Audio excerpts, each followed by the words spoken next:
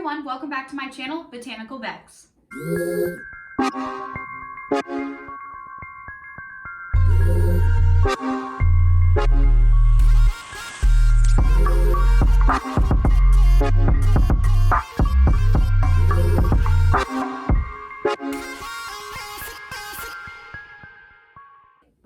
In today's video, I'm going to be teaching you guys how to propagate a few different beginner common houseplants. And I'm really excited because this is a question I get a lot, and I think it's one of the most fun things you can do as a new plant parent is learn how to grow your own plants to share with other people, to trade, to sell, whatever you want to do with them, or just make your plant fuller or grow your collection. Alrighty. So propagation is when you take a cutting or sometimes even just a leaf from a plant in your collection in order to grow a new plant, and you can do whatever you want with that. So you can keep that new plant in your collection, trade it with someone, sell it. If you have a plant that is looking bad and it looks like it's on the verge of death, I also sometimes take cuttings in order to save plants as kind of an insurance policy. Propagating is the easiest way to grow your jungle without having to go out and buy any plants.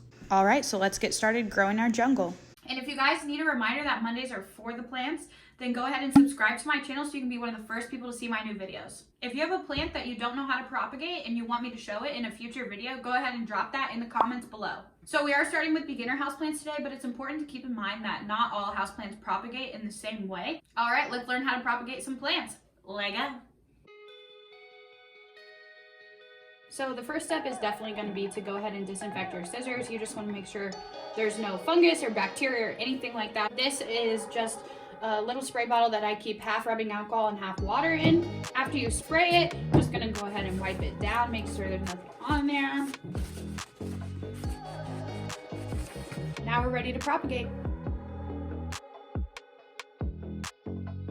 The first plant that I'm going to propagate is the heartleaf philodendron. This is a big heartleaf philodendron, so it's going to be easy to show you guys how to propagate on it. So what you want to do is pick a vine that you want to propagate off of and then locate the nodes. They're very easy to see on this plant, and there's actually some aerial roots coming out of there, which is just roots on plants that normally like to grow up trees. So what we're going to do is just go ahead and propagate this leaf by the node.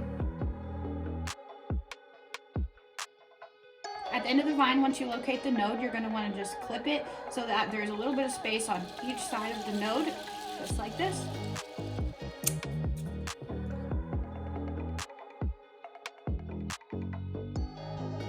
So that's how you would propagate it, with just one leaf and one node. So you'll just take that and stick it down water. So if you want your plant to be bigger, then you can go ahead and take a bigger cutting. So I'll leave 1, 2, 3, 4 leaves on this cutting. And again, find the node, and we'll cut in between the nodes. And then what you'll go ahead and have to do is just cut the leaf off from this last bottom node, and that's where it's going to go into water. You don't want the leaf to go into the water because it will just rot. So we'll just snip that one off. And then that is ready to go in water as well, and that will give you a little bit bigger of a plant. The next plant that I'm going to propagate today is this really pretty Syngonium that I just picked up locally, actually, at the Reef Aquarium shop in Indy. We're going to be propagating this one today. So the way you propagate Syngoniums is a little bit different than the heartleaf philodendron. So you can see the aerial roots right here. And so again, you want to make sure when you propagate this that you take a cutting that includes a node. So this would be considered a node on there. This is another example of what the node will look like on this plant. So now I'm just going to go ahead and take my cutting, locate where you want to cut, and I'm going to cut as far down as possible. So that's what the cutting should look like, and I've actually got 1, 2, 3, 4 aerial roots on here, so this should actually root up pretty easily. And if you wanted to, you could actually go ahead and stick this in soil just like this. I'm actually going to go ahead and put this in a glass of water, let it grow a more substantial root system before I pot this up. So a lot of people propagate their plants to either sell, trade, share with friends, but I'm actually propagating this one to make it look a little bit more full. The new growth coming in looks really good, but the old growth is starting to kind of get sparse and lose leaves. So I'm going to propagate it and eventually put those back into this pot to make it more full. So right here we've got a new healthy vine. So what I'm going to do is go ahead and cut off this old vine so that I can give more energy to this shoot. To propagate this plant, I'm going to cut it off right here so that I don't cut off the new growth, just the old growth.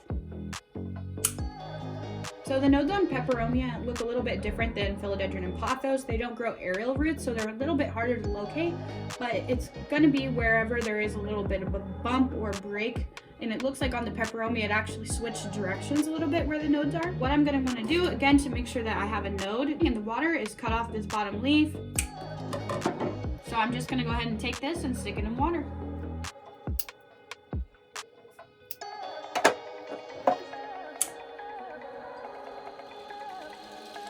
So this plant doesn't look 100% great. That's why I'm propagating it to make it look more full. There's a little bit of browning on the leaves. I've had a hard time keeping on top of my plant chores since my knee surgery, but I'm trying to stay on top of it. These grow roots really quickly, and I'll be able to plant those back into the soil. And as you can see, the nodes are down in the water. Make sure that you at least have one node down in the water. The more nodes you have in the water, the better chances you have for root growth. These are some cuttings I took from my Peperonia scandens a few weeks ago, and as you can see, they have roots on them. The roots on these guys are about an inch long, so that's how I know they're ready to go into soil. And if you guys actually want to see how I repot my houseplants, go ahead and check out my last video. Pothos is very easy to propagate, much like the heartleaf philodendron. This one I have is really lush, so what I'm going to do is actually take some cuttings to be able to trade and sell. This is considered my mother plant right here, looking lush, healthy, gorge, beautiful, love her. What we're going to do is just take a cutting, so I'm going to just pick a vine, any vine, propagate this vine. So what I'm gonna do is just go ahead and cut it as far back to the mother plant as I can. And this is what we're left with. How big that leaf is. And from here, you can either set it in water. I do have one node down here at the bottom, so you can either set this in water and leave it as one vine to propagate, or you can cut it up into individual nodes if you want to do it that way. Same as the heartleaf philodendron. Locate the node right here and make sure you leave a little bit of stem on each side.